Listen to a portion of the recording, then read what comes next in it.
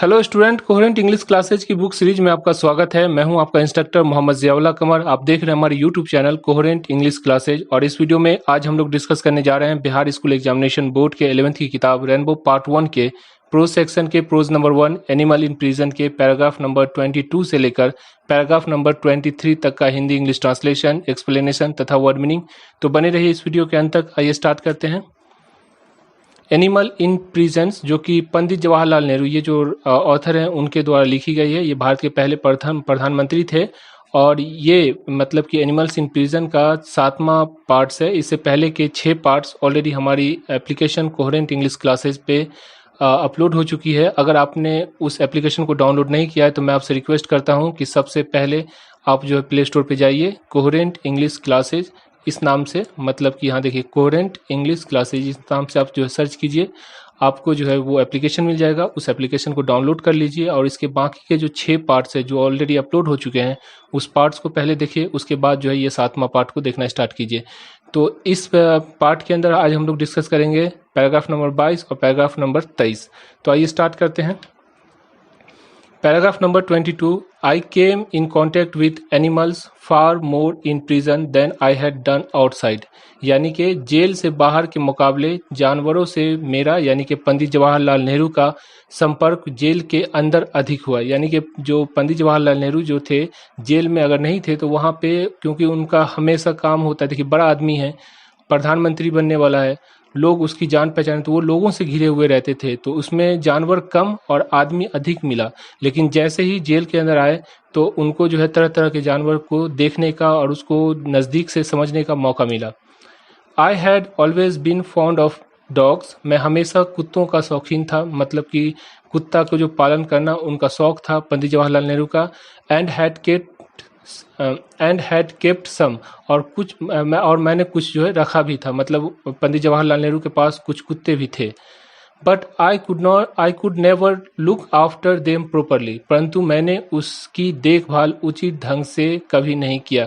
पंडित जवाहरलाल नेहरू अब जानते ही हैं कि बहुत पैसे वाले थे, मतलब कि उनके पास बहुत सारा पैसा था, पुश्तैनी पैसा था। तो कुत्ता तो था उनके घर पे, लेकिन वो कुत्ता जो है पंडित जवाहरलाल नेहरू उसको उचित ढंग से, यानी उसकी देखभाल नहीं करते थे। उसके लिए हो सकता है कि नौकर हो जो उसकी देखभाल करता था। As other matter claim by attention, क्योंकि मेरा जो ध्यान था अन्य मामलों में लगा रहता था। अन्य मामला मतलब कि जो देश से रिलेटेड जो मामला होता है, जुलूस निकालना, सरकार पे, यानी कि जो ब्रिटिश गवर्नमेंट है, ब्रिटिश रूल है, उसके ऊपर जो है सो सिकंजा कसना, उस पर प्रेशर बनाना, ये सारी चीज़ होती है। लोगों से मीटिंग करना, देश उस वक्त आज़ाद हो रहा था, तो वो सारे कामों पे पंडित जवाहरलाल नेहरू को जो है समय नहीं मिल पाता था, जिसकी वजह से वो जो है, जो उसके घर के अंदर जो पालतू कुत्ता था, उस कुत्ते पर ज़्यादा ध्यान नहीं दे पा रहे थे। In prison I was grateful for their company, जेल में मैं उसकी संगति का आभारी था। मतलब जो जेल के अंदर जब पंडित जवाहरलाल नेहरू गए और वहाँ पे जो कुत्ता, बिल्ली और जितने भी जानवर वहाँ पे मिले, तो उसके लिए, उसके साथ जो गुजारा हुआ पल, जो पंडित जवाहरलाल नेहरू उसको बयान करते हुए कहते हैं कि मैं उसका आभारी हूँ कि उसने जो मेरे साथ इस तरह का आकर मेरे से हिल मिलकर रहा। तो यहाँ पे देखिए कंपनी का मतलब होता है संगति। जैसे बैड कंपनी, मतलब कि बैड कंपनी का मतलब हो गया कि बुरी संगत। तो कंपनी का मतलब कंपनी भी होता है और कंपनी का मतलब जो होता है संगति भी होता है या संगत भी होता है। समझ में आ गया। India does not as rule approve of animals as a house hold pet, साधारणतः भारतीय लोग पशुओं को घरों में पालना अच्छा नहीं समझते। और आप जानते ही हैं, बाई एंड लार्ज जो है क्वांटिटी में, मतलब कि जितने भी हिंदुस्तानी, जैसे मेरे घर पे कोई भी ना कुत्ता है ना कोई बिल्ली है, और आप लोगों में से भी बहुत सारे ऐसे होंगे जिसके घर पे कोई भी जो पालतू जानवर नहीं होगा। तो इंडियन लोग जो है घर पे पालतू जानवर को पालना पसंद नहीं करते हैं। समझ में आया। इससे पहले कि हम आगे बढ़े, हम आपको बताएं कि हम लोग की एक किताब निकलती है कोहेरेंट इंग्लिश क्लासेस से, जिसका नाम रेनबो स्नैपशॉट है। ये जो आपके 11th की जो किताब है रेनबो, उसका लाइन बाय लाइन ट्रांसलेट किया हुआ है। जिस तरह ये ट्रांसलेट की हुई है उस तरह की किताब है।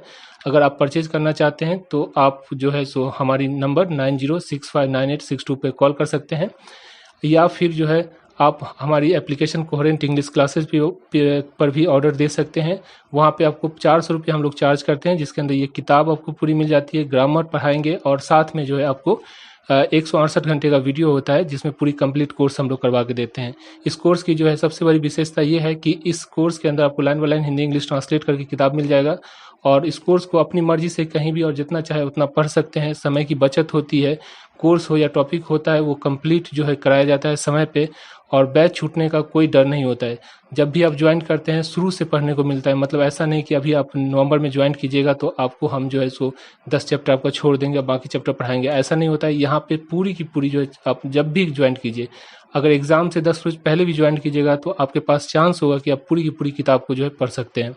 कोर्स खत्म होने पर आप किसी को पढ़ा सकते हैं। इतनी सलाहियत, इतनी कैपेबिलिटी, इतनी योग्यता, इतनी क्षमता हम लोग डेवलप कर देते हैं, और कम पैसे में पूरी कंप्लीट कोर्स जो है आपको कराई जाती है। तो just for 400 rupees everything you need to obtain highest mark, आपको सारी चीज़ इस किताब के अंदर मिल जाएगी। आगे चलते हैं। It is remarkable that in spite of their general philosophy of non violence to animal, यहाँ यह विचित्र बात है कि जिसका दृष्टिकोण, यानी कि जो भारतीय लोग हैं, दुनिया के अंदर आप जाइएगा तो दुनिया के अंदर हिंदुस्तानियों का जो एक इमेज बना हुआ है वो ये है कि ये हिंदुस्तानी लोग जो होते हैं सदाबहार टाइप के लोग होते हैं। सदाबहार टाइप के मतलब कि हमेशा हंसने वाले होते हैं, गम हो या तकलीफ हो हर चीज़ को सीरियस नहीं लेते हैं, जिंदगी को इजी वे में यानी कि आसान तरीके से जीने वाले होते हैं। ये जो है मार करने वाले, लड़ाई करने वाले नहीं होते हैं।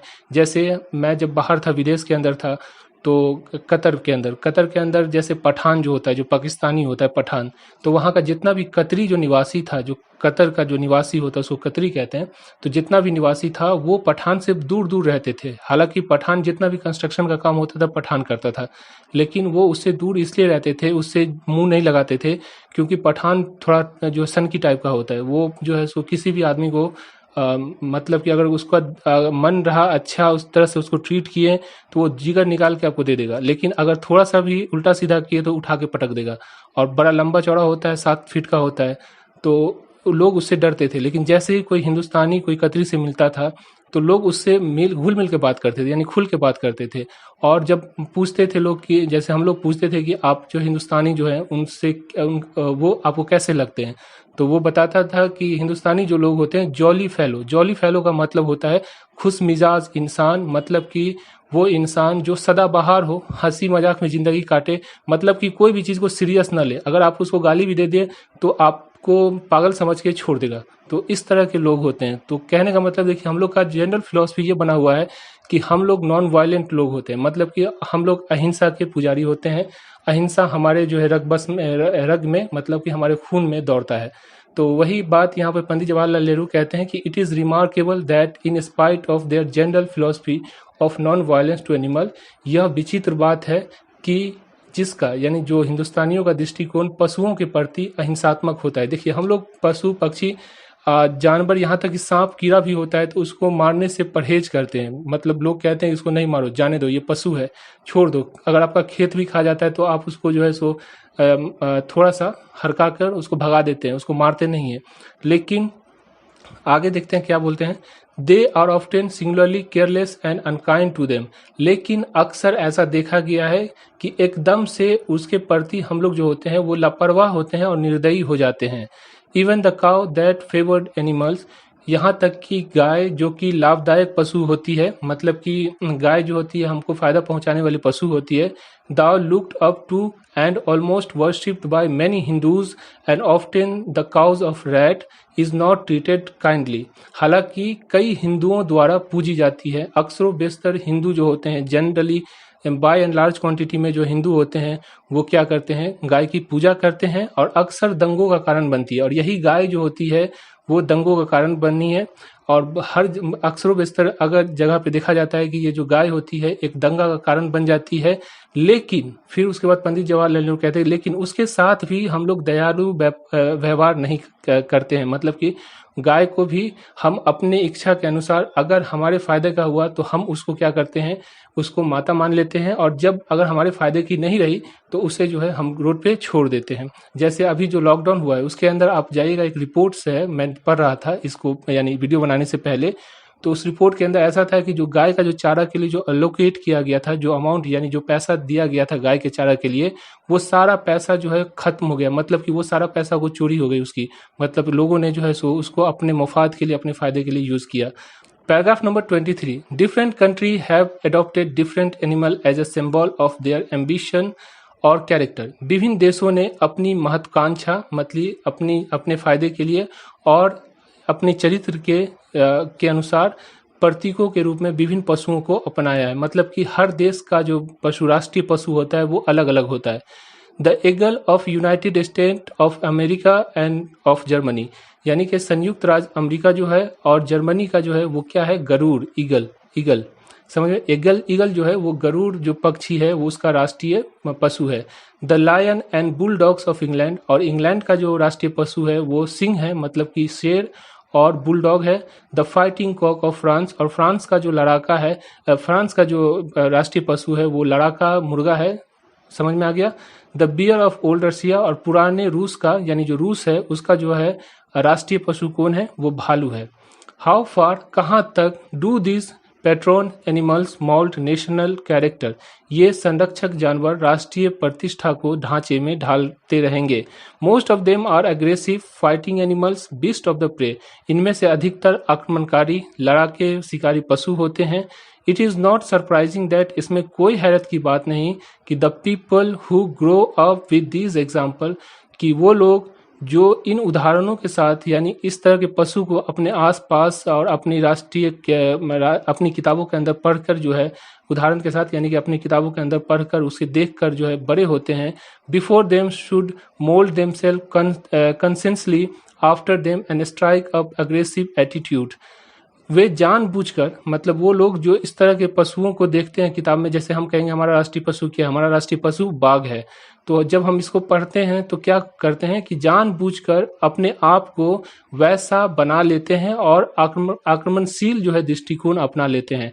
And roar and prey and on other, और दूसरों पर जो है दहाड़ते हैं, उससे जो है अपना शिकार बनाते हैं। समझ में आया।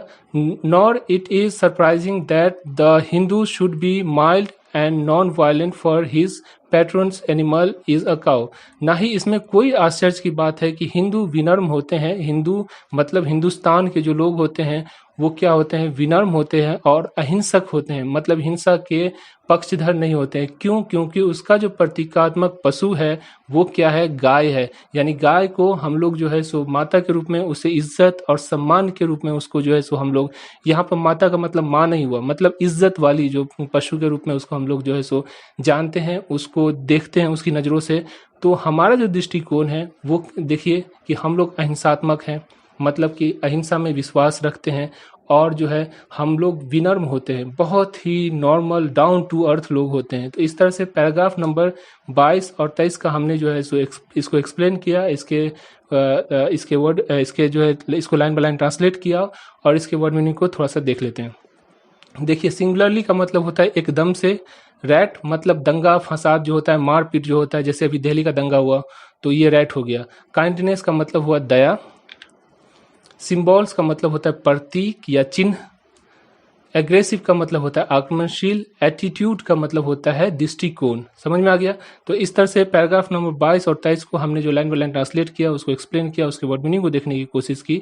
तो आशा करता हूँ ये वीडियो आपको अच्छी लगी होगी। अगर ये वीडियो आपको अच्छी लगती है तो ज़्यादा से ज़्यादा अपने दोस्तों के अंदर इसको शेयर कीजिए, इस चैनल को सब्सक्राइब कीजिए और इस वीडियो को लाइक करना ना भूलिए। Thank you so much for watching.